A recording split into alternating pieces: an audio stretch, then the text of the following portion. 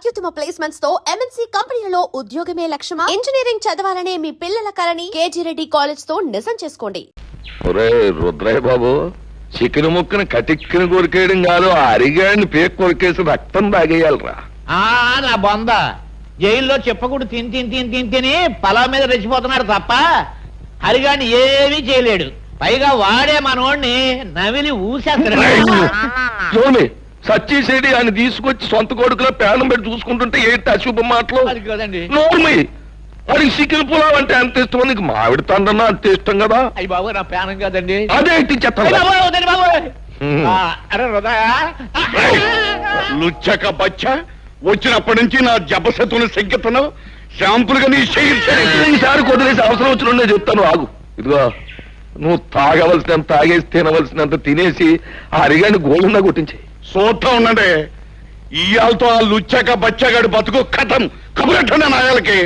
ఇది ఈ రుస్తుం రుద్రయ్య గారి సెంటర్ లో ఛాలెంజ్. అందుకే అందించే శుభవార్త హరిబాబు, పట్నం వచ్చే రుద్రయ్య గారు ఇంకో మాట చెప్పమన్నాడు. ఏమని? దమ్ము ధైర్యం ఉన్న మగాడు అయితే ఆడి మీద కాలు దువ్వాలంట, లేదంటే ఆయన కాలు మీద దండం పెట్టాలంట. ఛాలెంజ్ చేస్తున్నాడు. నాతోనే ఛాలెంజ్ ఛాలెంజ్ ఛాలెంజ్. ఈ ఓ ఆంధ్రదేశంలో ఏ లుచ్చక బచ్చగారితోనైనా సరే ఈ రుద్రయ్య ఓపెన్ ఛాలెంజ్. ఇదిగో, నువ్వు ఊరికి ముందే ఇలా రెచ్చిపోయి వాగుతూ ఉంటే శాస్త్రం ప్రకారం మొదట ఆయాసం వస్తుంది, ఆ తర్వాత వాడు వచ్చే వాటికి అబ్బా అనాల్సి వస్తుంది. ఏమిటి? రైట్, ఇది ముందుగా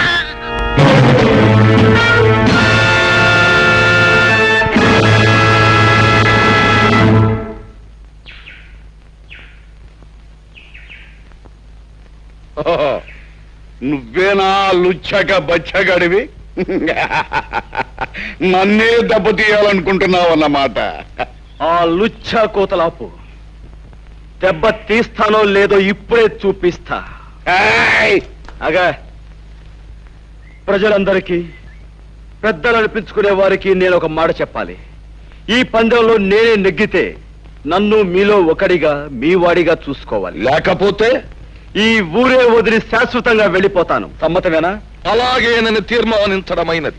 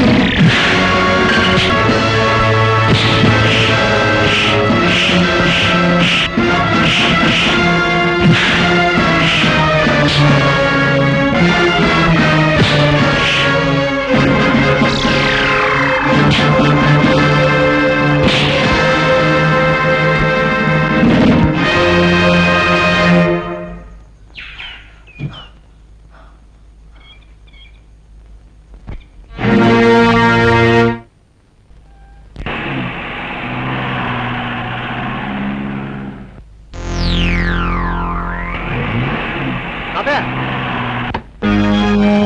తాతయ్య ఆ సంచిలో ఇవ్వండి, నేను పట్టుకుంటాను. ఎవరు బాబు నువ్వు? నేను తాతయ్య, గుర్తుపట్ల నీ మనవాడిని. మనవాడు? రండి, అంతా కారులో చెప్తాను.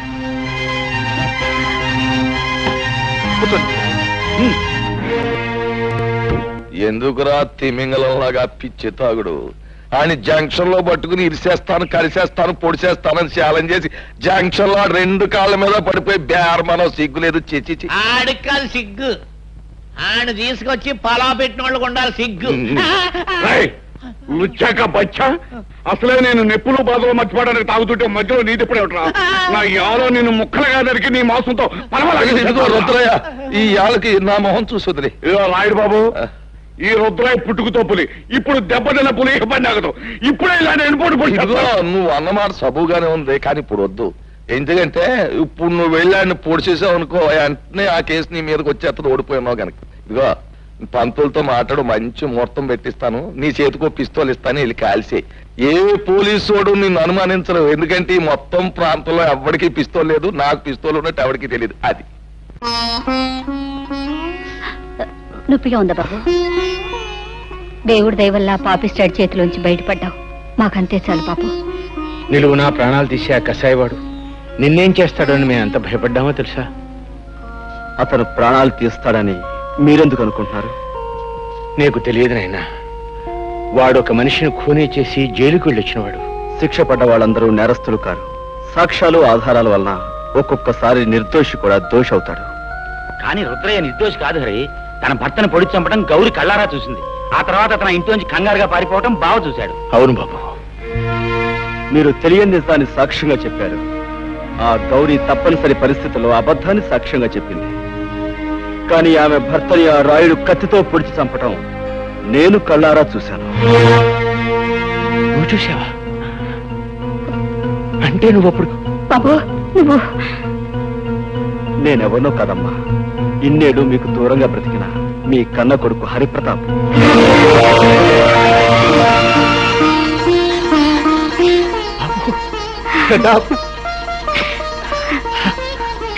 బాబు, ఇన్నాళ్ళు మా కళ్ళ ముందే ఉంటూ ఈ నిజాన్ని ఎందుకు దాచావురా? నిన్ను చూసిన దగ్గర నుంచి నా కన్న మనసు ఏదో తెలియని బాధతో ఎంత తల్లడిల్లిపోయిందో తెలుసా? ఇన్నాళ్ళు ఎందుకు చెప్పలేదురా? అమ్మా, నాకు మిమ్మల్ని చూడగానే నిజం చెప్పాలని, అమ్మా నాన్న అని పిలవాలని ఎంతగానో అనిపించింది. కానీ నేనొచ్చిన లక్ష్యం నెరవేరాలంటే మనసును రాయి చేసుకోవడం తప్పనిసరైంది. నేను అనుకున్నట్టే అంత జరిగింది కనుక ఇప్పుడు మీకు నిజం చెప్పినా పర్వాలేదనిపించి చెప్పాను. నాన్న, ఆ రోజు మీకు గుర్తుందా? మాస్టర్ గారికి మామిడి పళ్ళు ఇచ్చి రమ్మని మీ దాన్ని పంపించారు.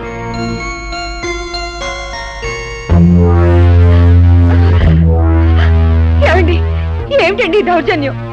చెబుతాం. ఏమయ్యా హెడ్ మాస్టర్, స్కూల్ సొమ్ము తిన్నానే అనుకో, మరి నేను హెడ్ మాస్టర్ని జయించినోండి కదా, అభిమానంతో ఆ విషయాన్ని కడుపులో పెట్టుకోవాలి గాని పయ్యోళ్ళకు ఉత్తరాలు రాస్తావా? పసిపిల్లల చదువు కోసం, స్కూల్ అభివృద్ధి కోసం ప్రభుత్వం గ్రాంట్ చేసిన నిధుల్ని నువ్వు అలా తినేటు అన్యాయం కాదంటావా పాపాత్ముడా? అలా నేనేమి అనుకోను, కానీ నువ్వు చేసిన పొరపాటుకి ఈ కత్తితో కాజా దింపించేస్తే అలాగుంటది అంట. బాబు గారు, ఆయన చెప్పకండి, మీకు దండం పెడతాను. ఈ ఒక్కసారికి ఆయన క్షమించి వదిలేస్తే ఈ ఊరదిలే వెళ్ళిపోతామండి. ఆయన ఈ ఊరినే కాదు, ఈ లోకాన్నే వదిలి వెళ్ళిపోవాలి. మాస్టరు అయిపోయింది.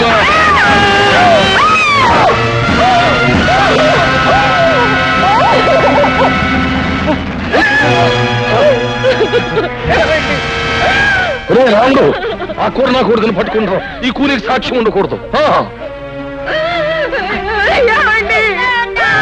ఇదిగో, ఈ సంగతి ఎక్కడైనా కూసావా నీకు నీ బిడ్డకి నీ మొగుడుగతే పడద్దు.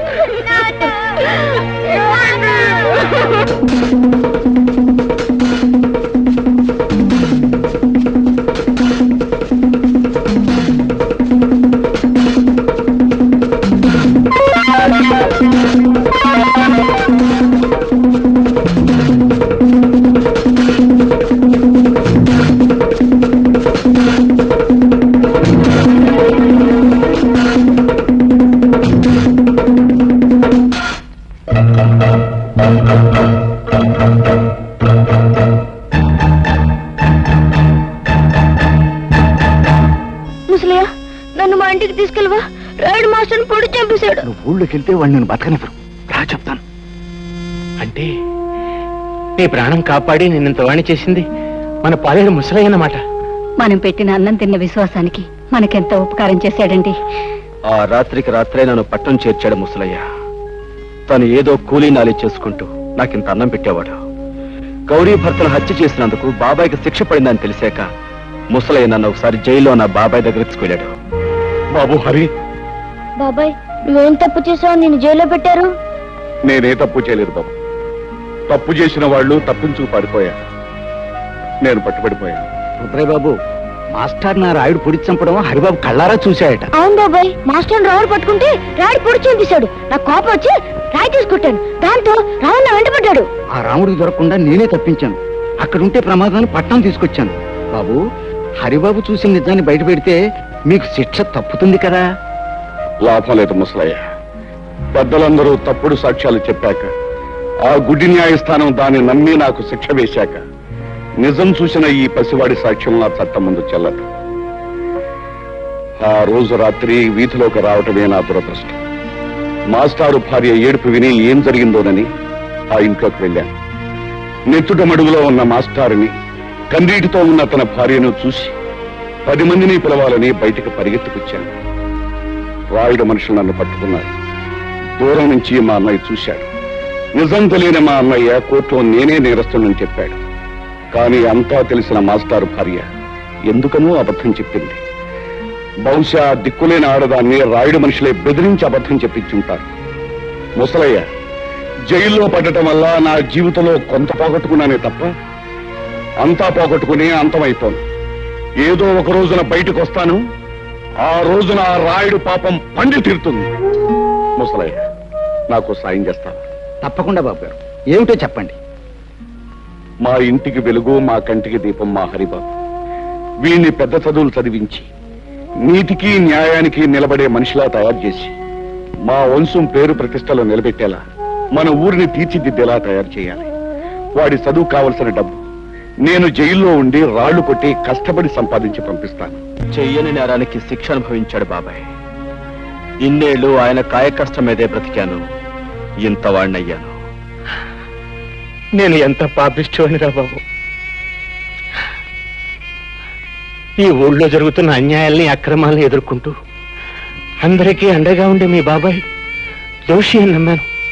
తప్పుడు సాక్ష్యం చెప్పి చేతులారా జైలుకు పంపించాను.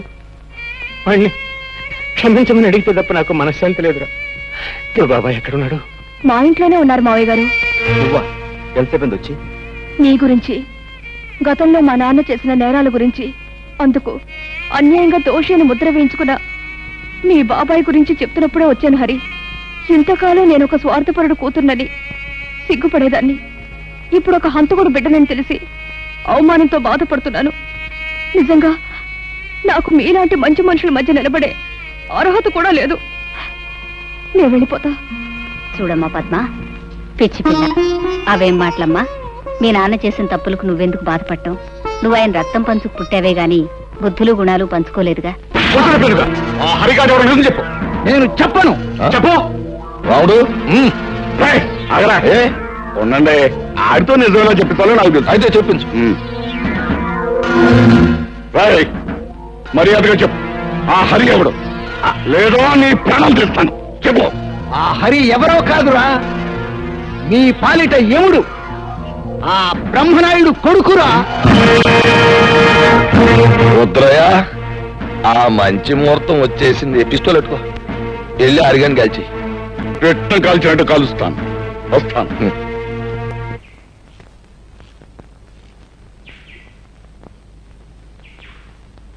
అరే అరే,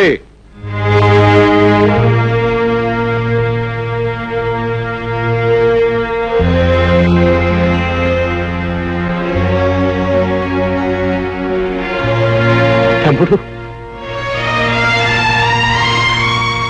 తమ్ముడు, అన్నయ్య, తమ్ముడు, అన్నయ్య, తమ్ముడు, నన్ను క్షమించగలవురా నువ్వు? అదే మాట అన్నయ్య.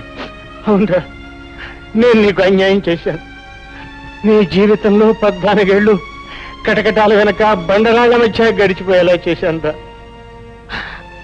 నీ తోడు పుట్టిన వాడిని ఎందుకు కూడా నీకు అయ్యం చేశాను. నన్ను క్షమించు. ఊరుకో రాయుడు, ఊరుకో ఊరుకో. నా నుదుట అలా రాసుంటే దానికి ఎవరేం చేస్తారన్నయ్య?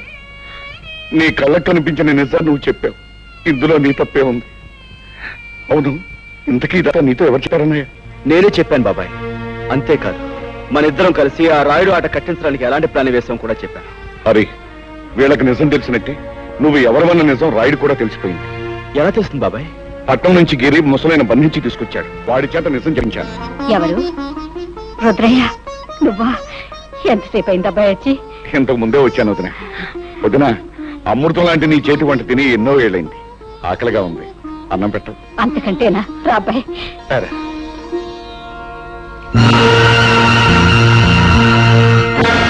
ఎరా రాముడు, నువ్వు చెప్పేది నిజమా? అవును బాబు, నా కళ్ళారా చూశాను, చెవులారా విన్నాను. అమ్మ రుద్రిగా, నువ్వు నా ముందే కుప్పి గంతులేస్తావురా? సరే, మీ అందరినీ కట్టగట్టి బాదం హల్వా, బందర్ లడ్డు, కాకినాడ కాజా కలిపి తినిపించేస్తాం.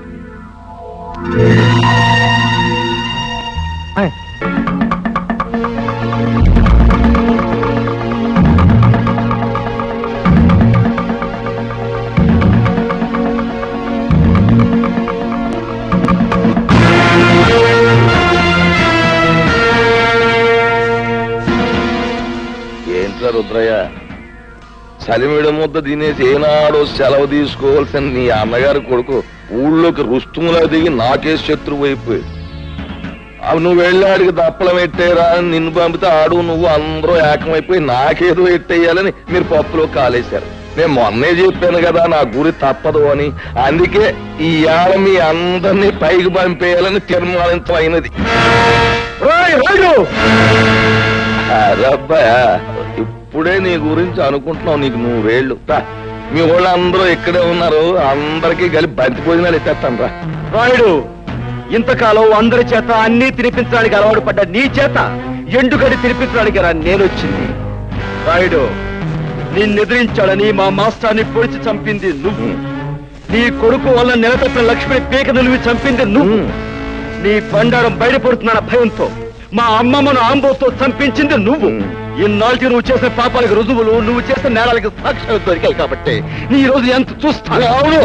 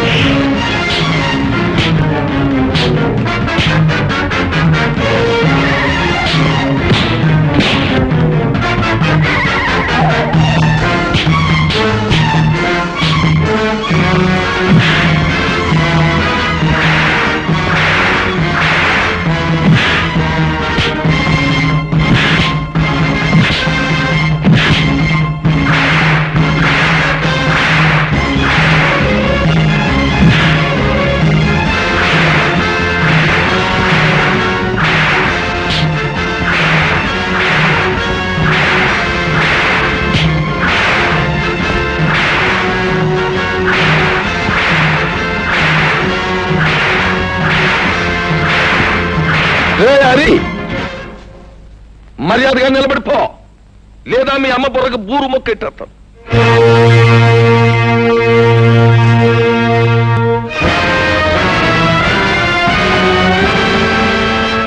రే, ఆ నట్టుకొచ్చా చెట్టు కట్టేయండిరా.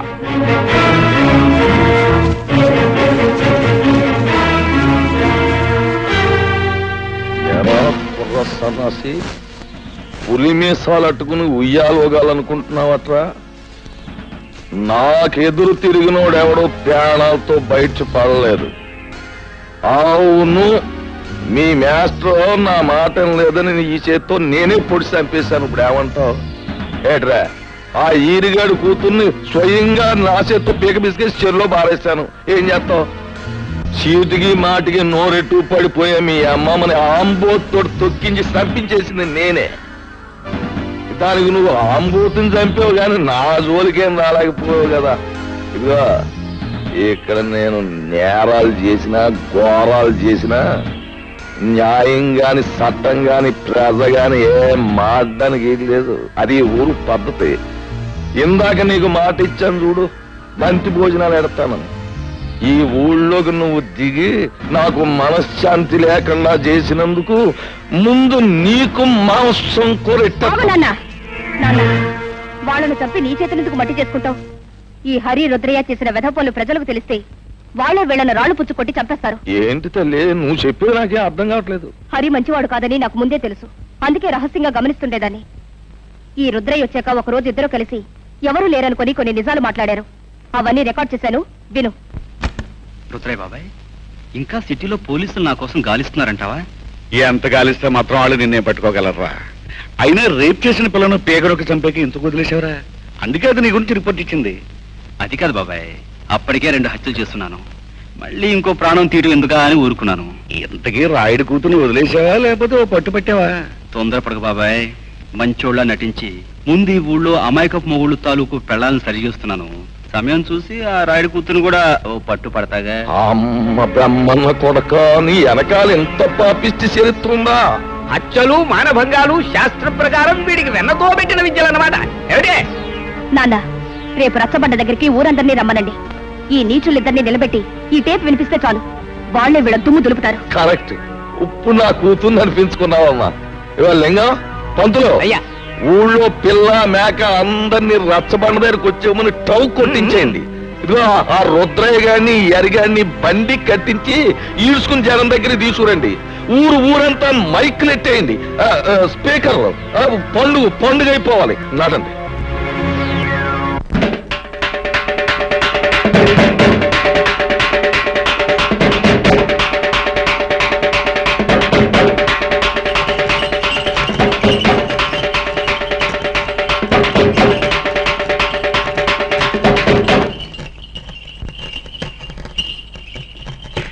మహాజనులారా, నా గ్రామ ప్రజలారా,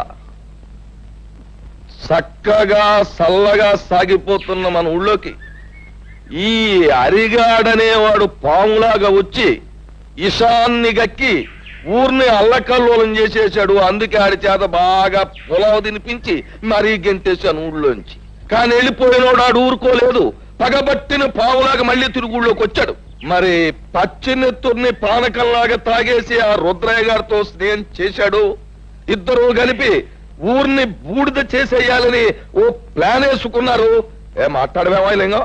అయ్యా, హరి రుద్రయ్య ఎన్ని నేరాలు ఘోరాలు చేశారో మీ ముందు బయట పెడుతున్నాం. వీళ్ళ గురించి నిజం తెలిసాక శాస్త్ర ప్రకారం వీళ్ళని ఏం చేయాలో మీరే నిర్ణయించండి. ఏమిటి? తర్వాత వాళ్ళిద్దరూ కలిసి ఎన్ని పాపిష్టి పనులు చేశారో, ఎన్ని లుచ్చా పనులు చేశారో వాళ్ళ మాటలన్నీ కూడా ఇక్కడ ఉన్నాయి. అవి ఇప్పుడు మీకు వినిపిస్తాం. ఆ మాటలు విన్న తర్వాత ప్రజలైన మీరు మరి రాళ్లు పట్టుకుని రవ్వలడ్లే తినిపిస్తారో, కర్రలట్టుకుని కారపూసే తినిపిస్తారో మీరే తెచ్చుకోండి. అమ్మాయి పద్మ, ఆ కనెక్షన్ లో వైర్లు జాగ్రత్తగా ఉన్నాయా? అంతా రెడీ నాన్న.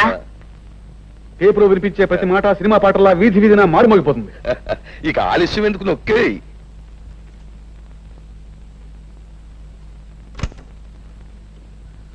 నాకెదురు తిరిగినోడు ఎవడో ప్రాణాలతో బయట పడలేదు.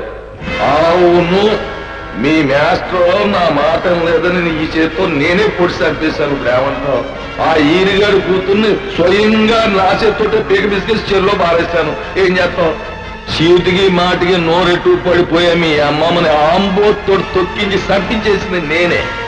దానికి నువ్వు ఆంబోతుని చంపావు కానీ నా జోలికేం రాలేకపోయావు కదా. ఇక్కడ నేను నేరాలు చేసినా ఘోరాలు చేసినా న్యాయం గాని చట్టం గాని ప్రజ గాని ఆ కనెక్షన్లు పీకి పారేసి అరిగాడు కుటుంబానికి మంగళార్తి పడి